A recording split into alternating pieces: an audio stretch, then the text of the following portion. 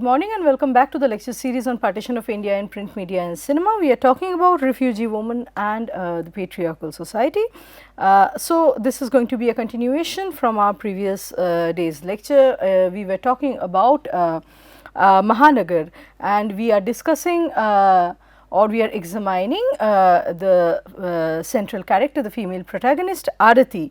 Here we were talking about the symbol of the lipstick and how a lipstick is gifted to Arati by her Eurasian colleague Edith. Edith says that Edith makes a very important point regarding why the red on the parting of the hair is considered as sacrosanct, and in fact something very important for the Hindu woman. The red dot on the forehead is much revered, and then why is red on the lip disapproved? And that is when she gifts sunglasses and lipstick to Arati. Arati starts looking like the heroine, the Bollywood heroine that her sister-in-law Bani had initially, or towards the beginning of the film, Bani had imagined Arati as a Bollywood heroine, and that is how that is harkened back when she dons the sunglass and she wears the lipstick, and she takes up and she experiments with her new persona as a female, as a saleswoman, going door to door selling machines. Edith gifts the lipstick to Arati, saying that the lipstick is good for business, and then onward we see there is a point where Edith is seen as reading the Indian Book of Sex, the famous one, and the semiotics of the film thereby connects the woman's sexuality with business. So, we see Polumi Chakraborty has argued that Arati's increased sexual vulnerability is revealed in her light cotton sari and in her sheer blouse. So, notwithstanding how different critics perceive this remarkable female protagonist on screen that Satyajit Ray has created, Arati herself, we need to understand how Arati herself perceives the new persona of her new persona as a saleswoman, and as we can read, or as we can understand, she utilizes the lipstick to maintain her professional persona, and yet she is wiping it off before she enters her home. So, she wears the lipstick during negotiating her pay raise, she erases it or wipes it off before entering her home, returning home, and so there is a kind of duality in which Arati inhabits, and it becomes this duality is also commenting on her flighty, it goes on to reveal her flighty treatment, or rather Ray's flighty treatment towards the moral foundations of a Bhadra Mohila. She is not sticking to any set pre-given set of values. So, her lipstick, one could see it as a rich ground for her self experimentations, where she is not taking any of her persona as permanent or as something even very serious that she has to go on wearing forever. So, Satyajit Ray's achievement in outliving the refugee experience, the much avowed and the much discussed refugee experience, something which became central to Ghatak's films. And Ray is dealing with the question of immigrants in Calcutta, the quandary, the dilemma for the newly coming population, and yet he is in a way outliving the refugee, the quintessential refugee experience, as he shows as he shows the fact that the crossing point of Aarti's sexuality and profession neither brings out her agency nor her guilt. So, she is neither the subservient nor the dominant figure, the pioneer figure. She is neither a failure nor a grand success, an overblown kind of an image. Instead, what we see of her shy, different facets of her shy self-experimentations. So, the portrayal of women in Mahanagar cannot be considered either as positive or clearly negative, because each woman, just like in real life, we see each woman is bound to the other through some practical requirements, practical needs. Needs actually bring people closer and bind them together. So, the mother-in-law, for example, has a very dual and ambivalent attitude towards Aarti's newly taken up job, towards Aarti's new status as a working woman, and so she is affronted at Aarti taking up the job as a saleswoman. Especially a saleswoman is not, I mean, it does not go hand in hand with the middle class concept of respectability and chastity of the woman's body, because she on an everyday basis she has to meet new people, she has to network, and that is not looked up as something very appropriate. So, her mother-in-law is affronted, and yet when Aarti is bringing home essentials with a salary, she cannot but love Aarti or admire Aarti for doing so, because she is greatly boosting, she is greatly supporting the family's basic needs. Then we see Bani has Bani loves Aarti, her sister-in-law, and yet this love or admiration also has a tinge of obligation and awe, which outlines Bani's feelings, and this becomes more prominent once Aarti becomes the only earning member in the family. Her husband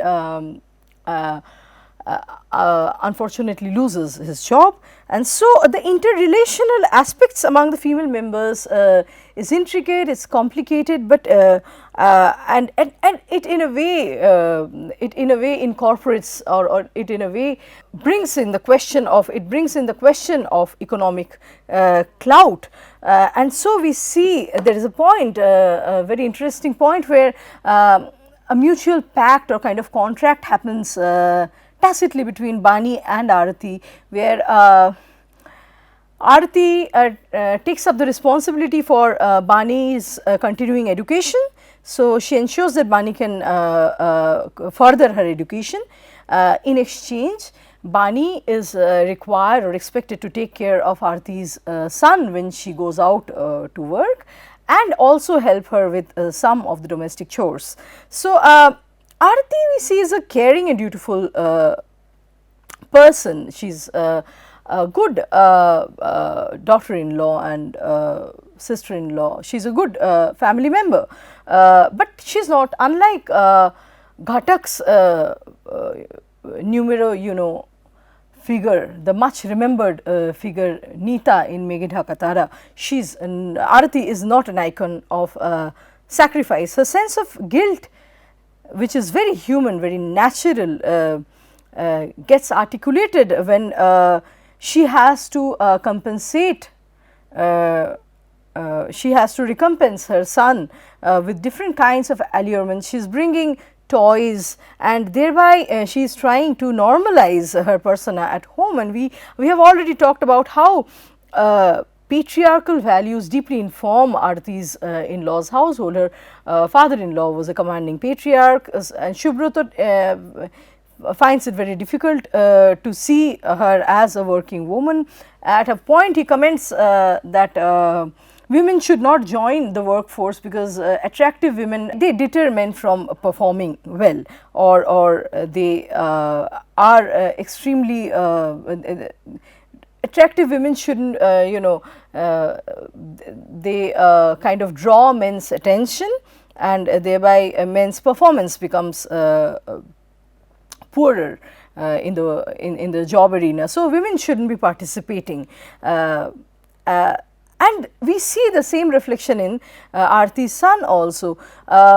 He has a toy gun, and he wants to shoot his mother Aarti, because, and he says that you are a bad mother, you are away from home for such a long time. So we see these values being inculcated in the male child from a very early stage.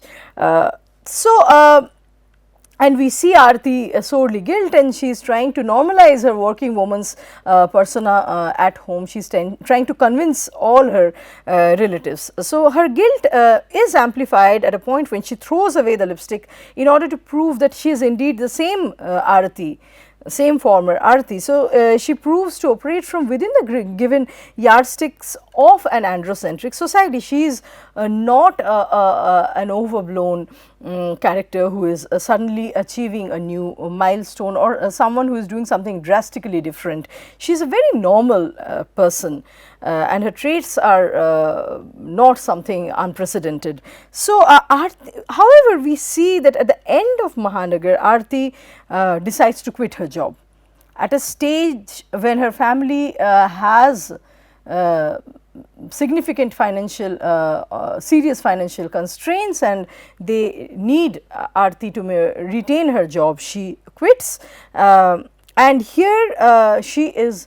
A lot of critics have read this as Aarti coming back within the fold of Bhadraness, or within the normative fold, and meeting the mores, the behavioral expectations, behavioral prescriptions associated with the Bhadra Mahila. And not really. One could see a gender consciousness in her act, which goes above her middle class, her upper caste, economically stressed and immigrant aspects of identity. So, when her immigrant boss, her boss himself incidentally hails from the same district as Aarti's family. They are from Pabna in eastern Pakistan, which has become eastern Pakistan then, and so the boss kind of insinuates helping Aarti on the grounds of nepotism. He says that you and I are both from Pabna, so I'll favor you in this job. But she is keen enough, Aarti is keen enough to see a flirtatious insinuation or intimation underlying this desire of establishing some sort of provincial kinship with her, the boss trying to establish certain provincial kinship with her. And so, Mahanagar has been, especially Mahanagar's ending, has been criticized very often, very frequently criticized as being too optimistic, especially given that it is against the backdrop of Indo-China War in 1962 and the steep influx of refugees, where Calcutta was undergoing a very low phase. How could the end be so optimistic? We see that the conjugal resolution, the kind of reconciliation that happens between Subrata and Aarti, a kind of distance had formed through the progression of the narrative, and later in the end it is reconciled. However, it does not happen through Aarti's submission or coming back within the fold of Bhadraness, as has been frequently read in the film, and she does not become a messiah through supporting her husband. She is still a very ordinary human being with ordinary traits. As the couple in the end walk together in search for a new future, Aarti, however, by this time is not a woman lacking confidence. She has a distinct public self apart from her husband, apart from her family, and she is not only capable of applying for a new job, but also brave enough to resign if it is deemed as objectionable. So, Again, once again, Satyajit Ray is pointing to the spinal cord of the middle class, which was shaken, if not lost, because of due to this crisis of crisis brought about by the partition, the cataclysm. Now we are going to talk about Meghe Dhaka Tara by Ritik Ghatak. So Meghe Dhaka Tara revolves around a lower middle class refugee Bhadra Bengali refugee family, and it is cast against the excruciating framework of the 1950s post partition Calcutta setting and the miserable conditions, the fall of the middle class refugee populace. So, the female protagonist Neeta epitomizes the highly prevalent figure of the unmarried female breadwinner from the middle class Bengali refugee family, which later on, as Uditi Sen argues, had gone on to become a stereotype, a part of the popular imagination about the middle class female Bengali refugee. So, it is a numero artwork by Ghatak. It is the most popular work, it is arguably the most popular work, much talked after and much talked about and researched, almost over researched and over discussed work by Ghatak. So, Neeta in the film is a protagonist and she is a symbol of sacrifice, and through the course of the narration she becomes a scapegoat for future improvement of her kin, and by deciding not to pursue her master's degree, she instead supports, she tends to, so she decides not to pursue her master's degree, but instead support the family with her income. And then later on she gives up her fiance to her younger sister Geeta for marriage, and ultimately she contracts the syndromes of tuberculosis. She dies in the end, and so Neeta becomes the unforgettable and universal epitome of the moribund nourishing mother giver's figure. Those who suffer for others suffer forever is the bottom line, the message that the audience takes home. So, Shoma Chaudhary observes that the female protagonist in Cloud Capped Star or Meghe Dhaka Tara is one of the rarest characters in cinema history, as she works not with the intention of becoming independent or to be liberated from a patriarchal society, but to sustain her extended family. How far this is a positive message is something that the reader, the scholar needs to examine further. So, Meghe Dhaka Tara traces the exploitation of women through the life story of Neeta, the refugee main character who is trying to take care of her family, and the film locates Neeta's exploitation as part of the social gendered class structure to which Neeta belongs.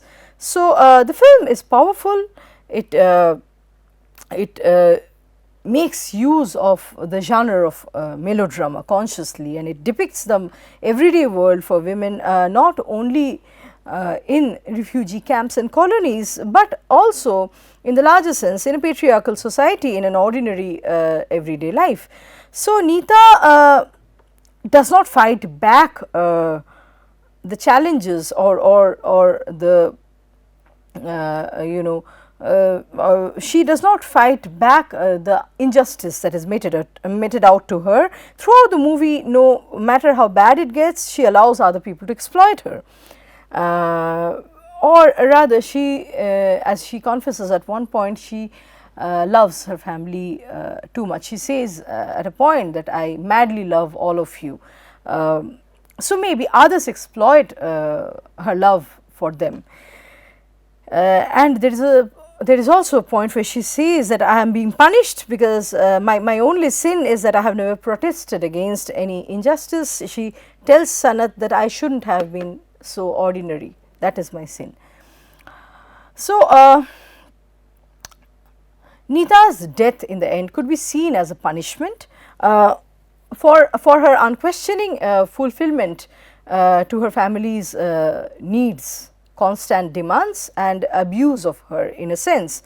And the film critiques the way the family has treated Nita, and yet also how Nita has allowed herself to be treated.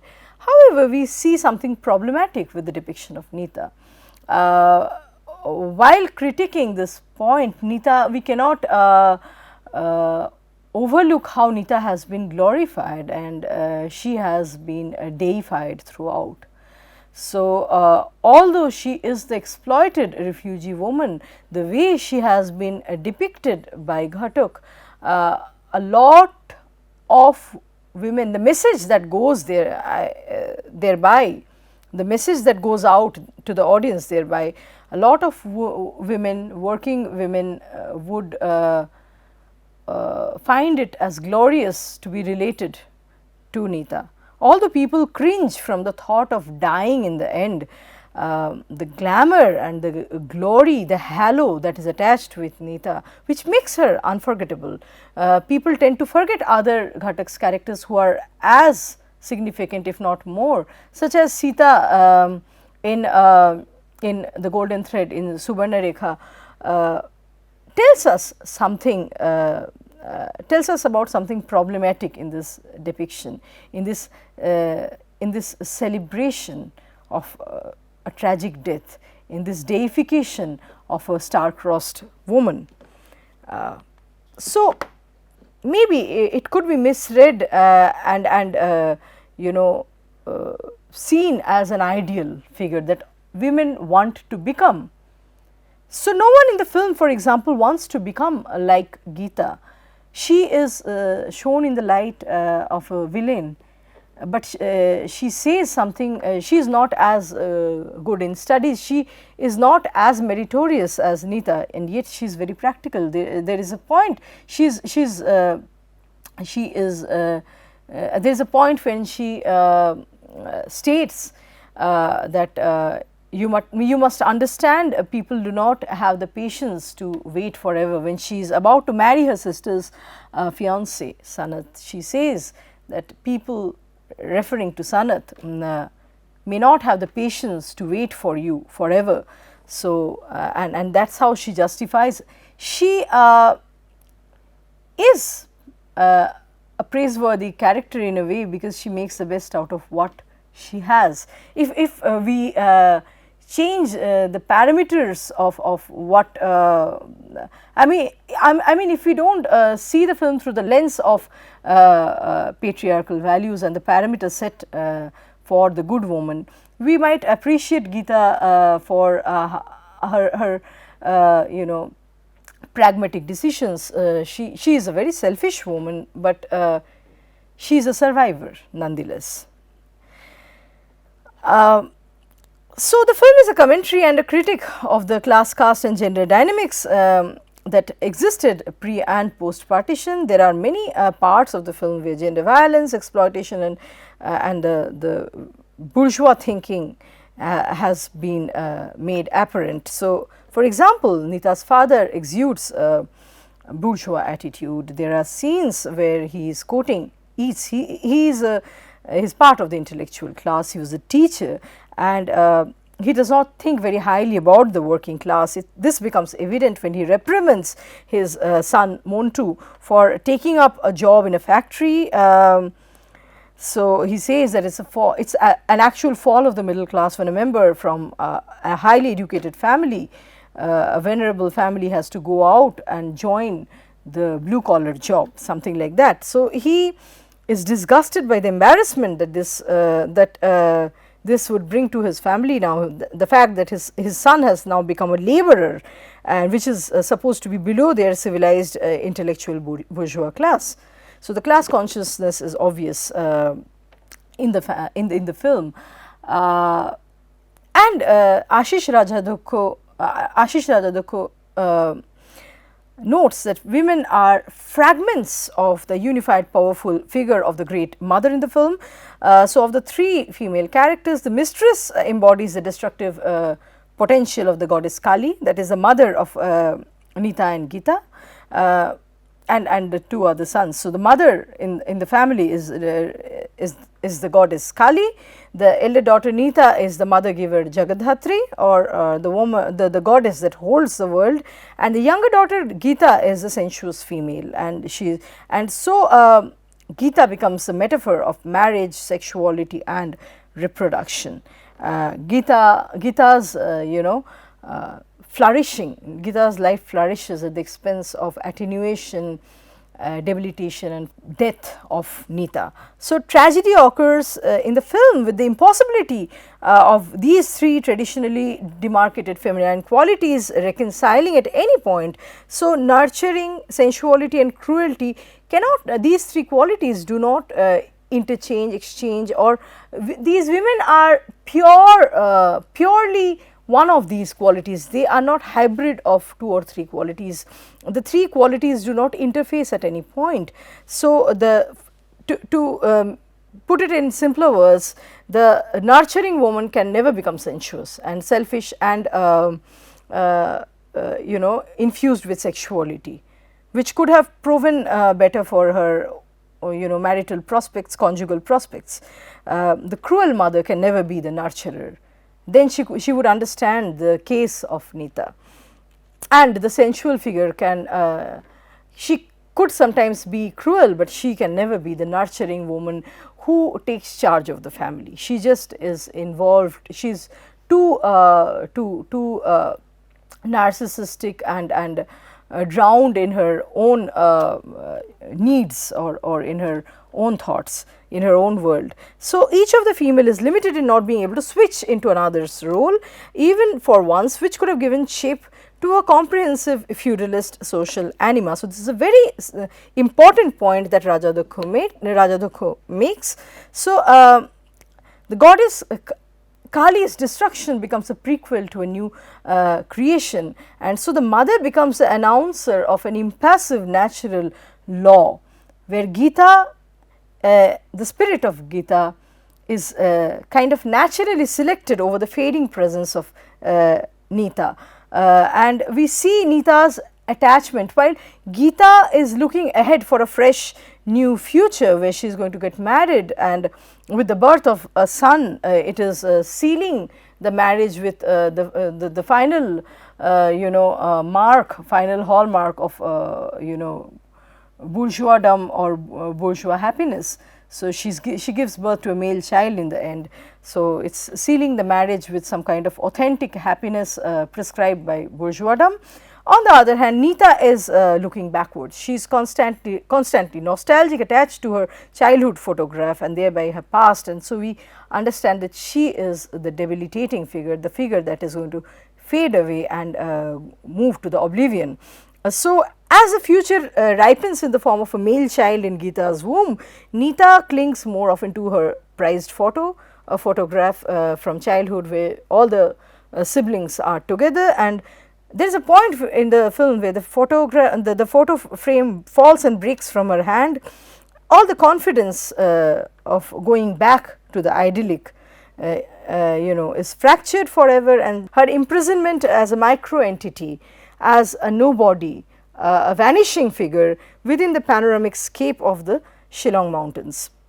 Nita, as a member of the modern post-partition Bengali society, is principally an exploited female, an oppressed position, and yet she, like I said, is sanctimoniously glorified with some goddess-like virtues. She is the ideal woman, or the woman that the refugee man would like to, the qualities that the refugee man would ideally like to see in a woman.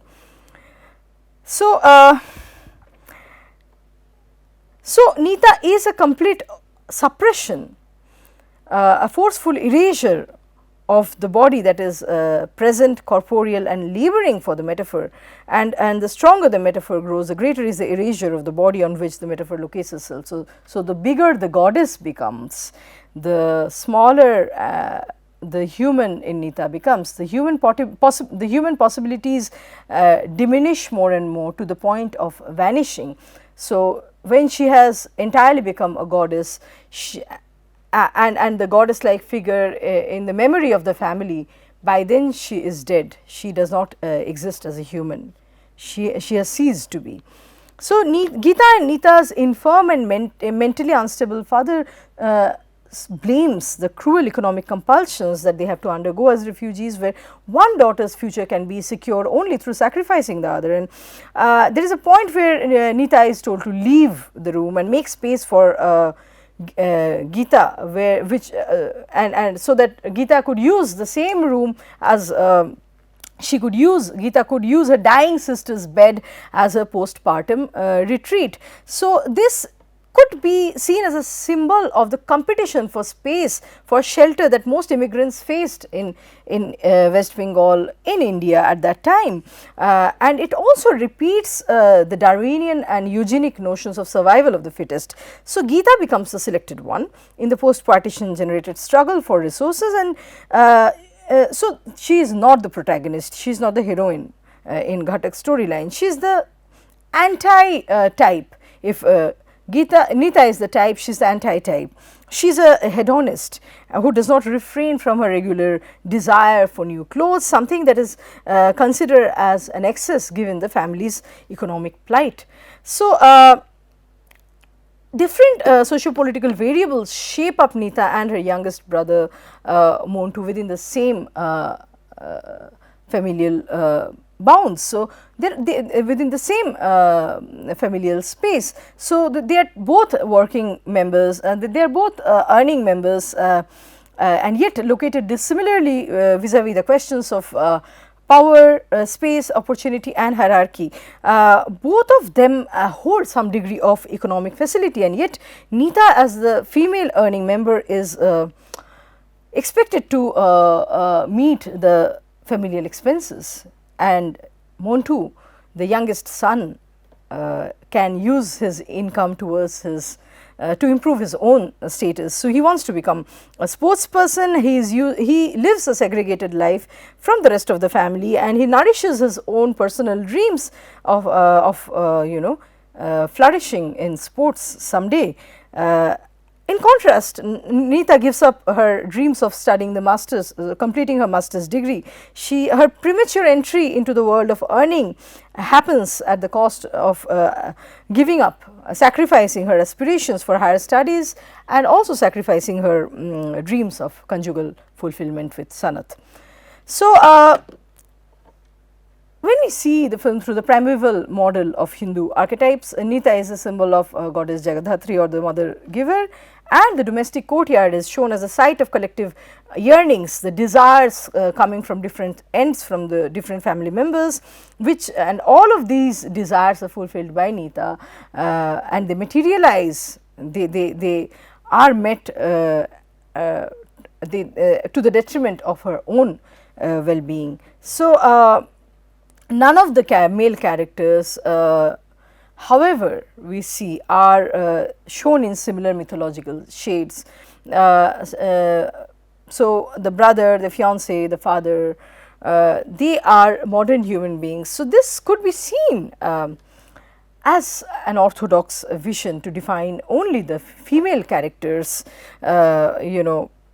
possible field of actions or thoughts according to Hindu mythology. So, women have to become either the good goddess or the bad goddess, the type or the anti-type. Males do not have such compulsions. So, while locating the males within the contemporary modern socio-historical milieu, the women are depicted as archetypes, and so they actually go on to fulfill stereotypical meanings about refugee woman, about the refugee woman. So, in most cases the Bhatra Mahila refugees assistance to the fundamentally patriarchal nature of refugee struggles end up conjuring her image in terms of such mythic perfection rather than grounding her within the current reality, which is more variegated, more complex. So, cloud-capped star mutes and disavows Nita's voice.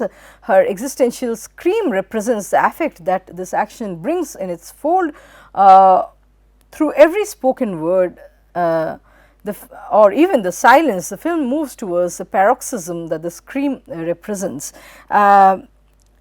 The audience's identification with Shankar becomes fraught with doubts and guilt, while Nita's excessive cry shatters the mastery that is enjoyed through controlling her. The complacence is kind of shaken for once. So, the continued celebration of Nita's scream in Bengali cinephilia is therefore a celebration of one's stagnation. A path towards the future could only be charted through a cognizance of such collective disavowal. It is very important, before I conclude the lecture, to note the fact that when Nita claims it's kind of something arguably the most remembered line from the film, Dada Ami Bachbo, so elder brother, even I want to live. And it reverberates, it comes back to her, and the next moment her brother retorts saying that, are you a kid, are you a child, do not behave like a child, and the next moment he calls the nurse for some clinical help. The brother says that, have you gone mad?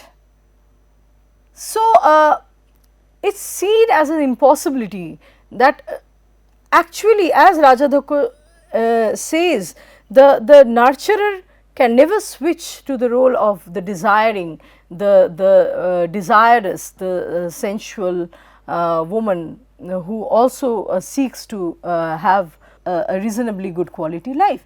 When she, for once, only for once in the film, she expresses that desire, she is quickly incarcerated within the image of a mad woman. So, she becomes, for her, it is considered as an abnormal trait. Someone like Nita cannot demand, cannot desire to live. As soon as she says that, she is treated as a juvenile, as mad, as someone anomalous, and so the nurse is immediately summoned to control the situation. The brother wants a clinical assistance or response or he has a clinical response to deal with Nita's question. He does not, or he cannot face up to the fact that it is a social, cultural, economic quandary or dilemma and not a clinical one, because Nita is neither a juvenile nor a mad woman in claiming something as ordinary as wanting to live a good life. So, with this I would like to conclude, and we will continue in our next lecture. Thank you.